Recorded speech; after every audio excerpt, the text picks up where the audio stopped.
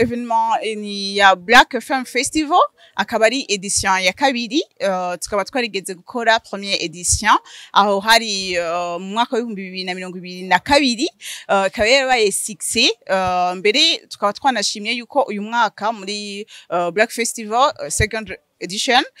hazoba impinyanyuro zizotuma iyi evenement iba inoubliable donc batayibagira iguma mu mutwe. Integuro ati yo bimeze gute? Integuro ya mbere nuko aba artiste abanyempano abaririmbyi uyu mwaka twashoboye gutora abaririmbyi sinatwe twabatoye ariko novuga yuko batowe n'aba kunzi b'amaradio atandukanye. Rero abakunzi b'amaradio atandukanye urumva ari bo babatoye ni kuvuga yuko arabazoza nyene bitoreye abantu bazoba bahari. Ati rero ico ni cyambere kwanza mu kabirya ka festival y'uyu mwaka kuko dufise ba artiste batandukanye novuga nka Kirikou, novuga nka Double J, novuga nka Monia Fleur, novuga Linoji, novuga Natasha, novuga Mukombozi, novuga Melanin Boy, novuga Beef Face eka hariyo nabandi ntashoboye gusita uno munsi mugabo nabo nyine muzogenda murabamenyeshwa. Rero abo bose bazoba baje kugira bashoboye gushigikira Black Film Festival. Hazoba hari n'akaryo keza kuko ubwa mbere twayikoreye mu Kinama naho murabona yuko ari hato. Ubu rero twashimye kuja mu Kamenge kuri ETS Kamenge kugira bariho dushobora gukorera iyi evenement. Rero kubera hagutse nakaryo keza ko kugira n'abadandaza cyangwa se ama entreprise atandukanye ashobore kuronka occasion yo kuzana ibintu vyabo bibonwe na benshi. Rero evenement kandi azo ari evenement yo gushobora gushigikira mugambi wa Première Dame ariwo Zero Déchet mu Gisagara. Avant evenement ni kuvuga itariki 24 z'ukwezi kw'indwi azoba arakaryo keza kuko hazoba hari aba rapper abo ba jeune bahapa bazogenda kuhapa ku masoko atandukanye aho tuzoca ku isoko ya Kinama, tuzoca ku isoko ya Kamenge, aho tuzoca ku isoko ya Kotebu, aho hose tuzoba turasukura mugabo tuzoba turi muri ambiance imwe novuga yuko ari ambiance iryoshe kuko hazoba hari umuziki. Tuzokora iryo suku tiko turashigikirwa n'abantu batandukanye bazoba bahari. Mbere na bamwe biporse volontaire baravuga ati vraiment kiciyumviro turagishigikiye turi kumwe namwe turi nyuma yanyu. Rero hazoba hari abantu batandukanye uwo munsi itariki 24. Uwo munsi rero murumva yuko spécialement bari kugira dushobore kwappuya umugambi wa Première Dame Zero Déchet mu Gisagara. Tutiko tugira isuku kugira festival itariki 26 izi ari tukorera mu Gisagara gisukuye. Donc hazoca haza rero iyo evenement ya festival itariki 26 z'ukwindwi. Aho naho rero tuzoba tuje kugira dushobore kuryoherwa. Ama surprise tubateguriye no tangura kuyavuga yoba ari menshi cyane kuko ni surprise nyinshi gose ariko tuzugenda turabibamenyesha buhoro ku mbuga ngurukana bumenyi tubasorera amakava n'ibindi. Idushikana kure cyane umuziki ndundi kuko novuga yuko umuziki ndundi aho uri deja ubu unye urateye imbere aho gushika ubu tubona abamizisi ntandwi hera hatariho umuririmbyi adusohoreye indirimbo. Mugana twende kugira dushoboye kubasupportinga babone yuko badatamba birorera. Ni kuvuga bafise akamaro kadasanzwe muri uyo muziki wabo mu gihe biyumviriye kubyaza umusaruro izo mpano zabo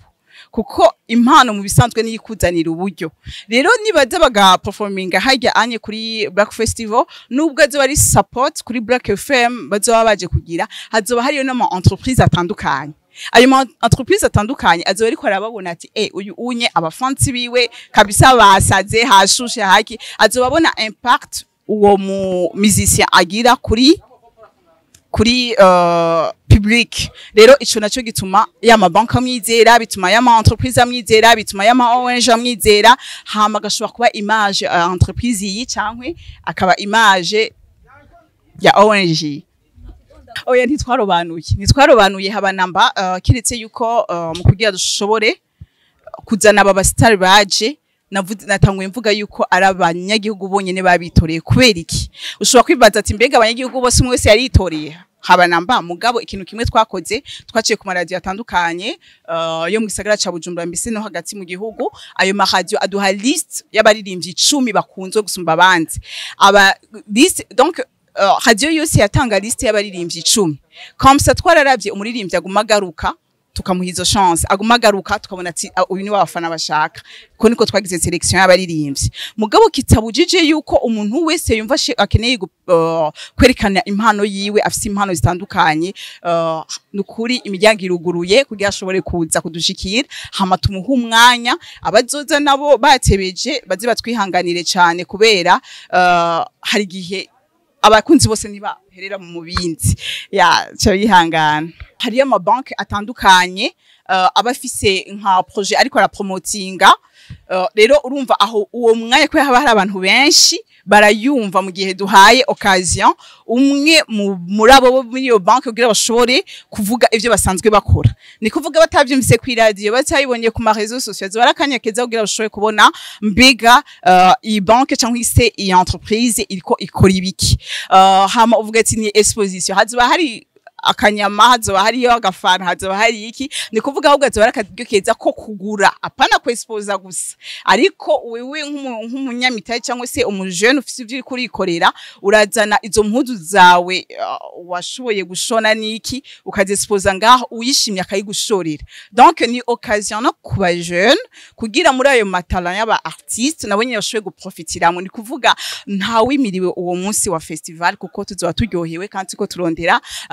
n'uburyo na cyane cyane kuri abo bajene bazoba baje n'abatara bajene abavyeyi batandukanye kugira bashobore kwexpose ibintu byabo bana bashorere event ya mbere uburyo bwakoze ni bwinshi cyane sinobuvugira kuri kamera mugabo ni bwinshi cyane mugabo iyi festival ya kabiri yoyo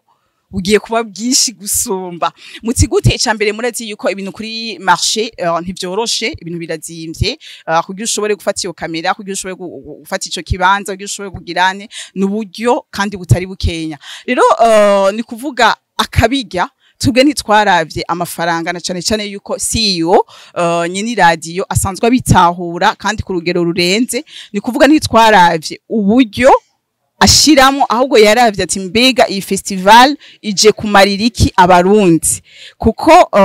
hariyo aba star hariyo aba artiste gushika ubu ku marezo sociaux tuguma tubona ari guterana amajambo mugabo ujye musozo bahuriye kuri stage nta guterana amajambo ahubwo azo ari kuryoherwa mu muziki rero ni kuvuga CEO ntaraba ati mbega uburyo nibwo nogumya habanamba ahubwo avuga ati